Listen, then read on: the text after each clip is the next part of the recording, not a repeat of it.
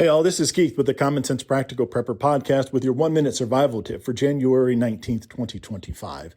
So I'm making some emergency candles, and when the power goes out, we all have flashlights or camp lanterns that are powered by batteries, that sort of thing. And I also have some candles sitting around the house, the frou-frou smelly candles, that sort of thing. Well, I know I mentioned before the series of books, Prepper by Tom Abrams. There's a lot of information in there that I really didn't know until I listened to the series of books on Audible. And one is about emergency candles.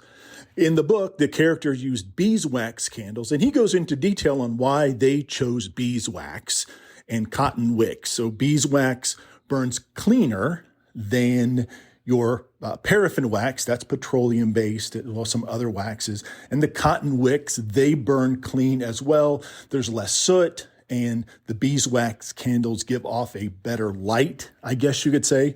So I did my research, and sure enough, paraffin wax, obviously petroleum-based, burns relatively dirtier than the other waxes, beeswax, soy wax, coconut wax. I'm sure there's avocado wax and stuff like that. So I made some unscented soy wax emergency candles with cotton wicks, the kit that I purchased off Amazon. So again, something I never would have realized, never really would have thought of, not to mention all the methyl ethyl bad stuff and the chemicals in the scented candles and the fumes and all that stuff that gives out isn't exactly healthy, to breathe in. But just something to think about, folks. Thanks.